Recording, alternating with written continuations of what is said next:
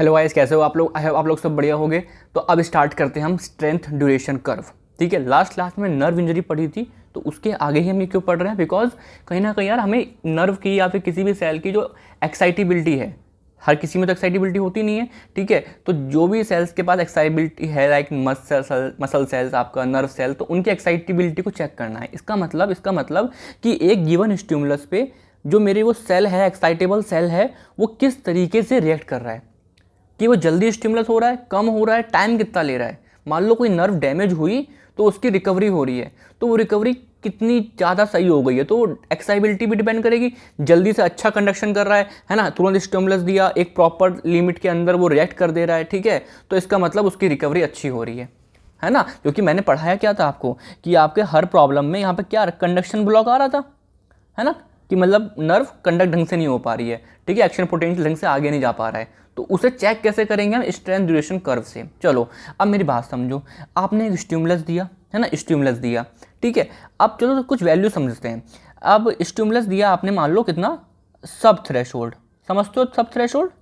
हाँ, थ्रेशोल्ड, सब थ्रेशोल्ड। ठीक है, आपने दिया, यहाँ पे आपने नर्व में कोई भी एक्शन पोटेंशियल नहीं बनेगा, कुछ मतलब नहीं है। सब थ्रेशोल्ड से, मतलब थ्रेशोल्ड से कम वैल्यू दोगे तो एक्शन पोटेंशियल नहीं बनेगा। ठीक है, अब आपने दिया मान लो एक थ्रेशोल्ड वैल्यू, एकदम टिच है ना, वैल्यू दी। ठीक है, थ्रेशोल्ड वैल्यू दी आपने। ठीक है, तो क्या हुआ, आपके नर्व में चार्ज वगैरह गया और आपका एक्शन पोटेंशियल बना, आपका एक्शन पोटेंशियल बना। ठीक है, अब क्या हो रहा है, मैं क्या बोल रहा हूँ, अगर आपने सब थ्रेशोल्ड से भी ऊपर वैल्यू दे दी, यानी सुपरा थ्रेशोल्ड मान लो, चलो सुपरा थ्रेशोल्ड, तो इस टाइम पे बताओ एक्शन पोटेंशियल बनेगा? हाँ बनेगा, चार्ज जाएगा, क्यों, सेम, और टाइम, और क्या बोला, एक्शन पोटेंशियल बनेगा, एक्शन पोटेंशियल बनेगा। समझ में आ रहा है क्या? तो आप क्या देख रहे हो कि यार एक्शन पोटेंशियल दो केस में बन रहा है, थ्रेशोल्ड में भी बन रहा है, सुपरा थ्रेशोल्ड में बन रहा है, और सेम बन रहा है एक्शन पोटेंशियल, सेम चार्ज है।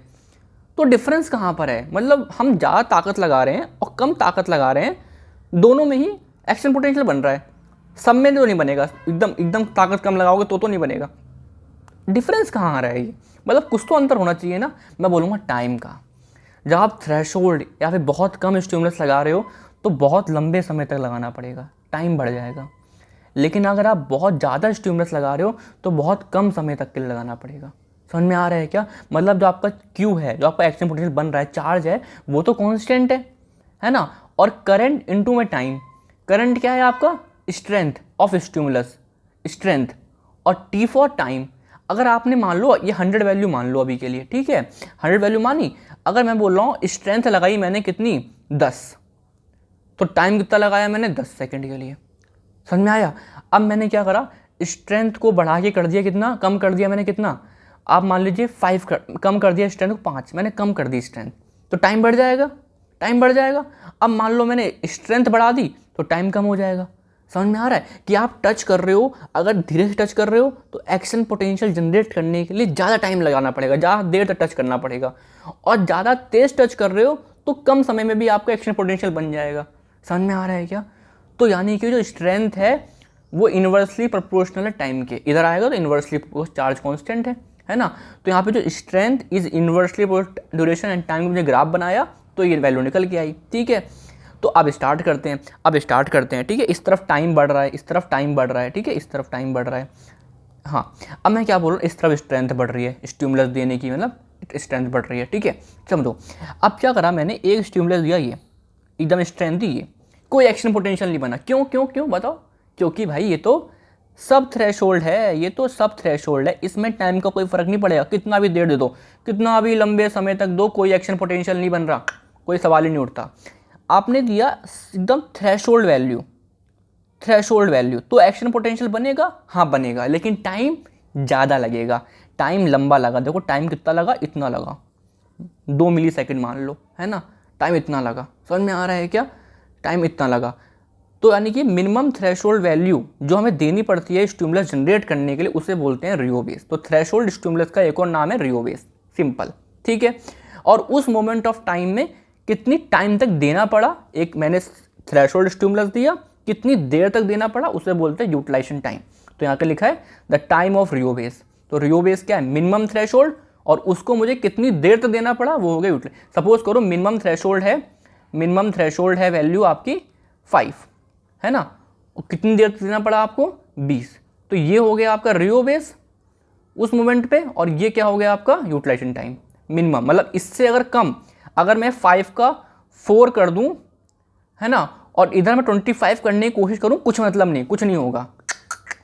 एक मिनिमम तो चाहिए, है ना। टाइम ऐसा नहीं आप कितना बढ़ा दो, चार्ज दो या स्ट्रेंथ लगाओ मत, ठीक है। चलो अब क्या होता है आपका, ये वैल्यू आपकी इतनी क्लिनिकली इंपॉर्टेंट नहीं है। हम क्या नापते हैं, क्योंकि टाइम बहुत लगता है इसमें। ये वैल्यू भी आपकी रियो बेस है, ये वैल्यू भी रियो बेस है, टाइम ये भी है, ये भी है, तो मल्टीपल टाइम पे आपकी सेम थ्रेशोल्ड आ सकता है, इसलिए हम रियो बेस को हम लेते नहीं हैं, ठीक है।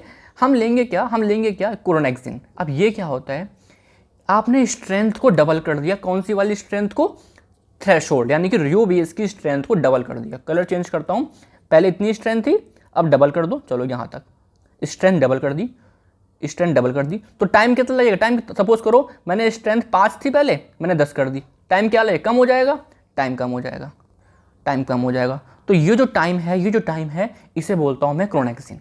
क्रोनेक्सिन क्या है, जब रियो बेस की स्ट्रेंथ को मैं डबल कर दूं, उस मोमेंट में कितनी देर तक मुझे देना पड़ेगा स्टिमुलस, तो वो होता है क्रोनेक्सिन। क्रोनेक्सिन ये हो गया, ठीक है। समझ में आ रहा है क्या। अब मैंने बोला कि 2 नर्व है, चलो क्वेश्चन का आंसर करना, पॉज करके पहले क्वेश्चन सुन लो, है ना। चलो ये 2 नर्व हैं, एक ये नर्व की है, एक ये नर्व है, दोनों का मैंने स्ट्रेंथ ड्यूरेशन कर्व टेस्ट करा, ठीक है। स्ट्रेंथ यहाँ पर है, ड्यूरेशन यहाँ पर है, ठीक है। अब मुझे बताओ कौन सी नर्व ज़्यादा एक्साइटेबल है, आप बोलोगे अच्छा चलो देखते हैं, है ना, चलो देखते हैं। अगर रियो बेस है ना, ये वाला मैंने क्या करा, ये मैंने क्या करा यहाँ पे, ये आपका क्रोनेक्स, यहाँ पे ये हो गया आपकी स्ट्रेंथ, ठीक है। इस फिक्स स्ट्रेंथ पे कौन ज़्यादा टाइम ले रहा है, बताओ कौन ज़्यादा टाइम ले रहा है। आप बोलोगे है ना, आप बोलोगे ये वाला क्रोनेक्सिन टाइम ज़्यादा बड़ा है ना, ये वाला ज़्यादा बड़ा है, यानी ज़्यादा टाइम ले रहा है, यानी कि एक्साइटेबिलिटी कम।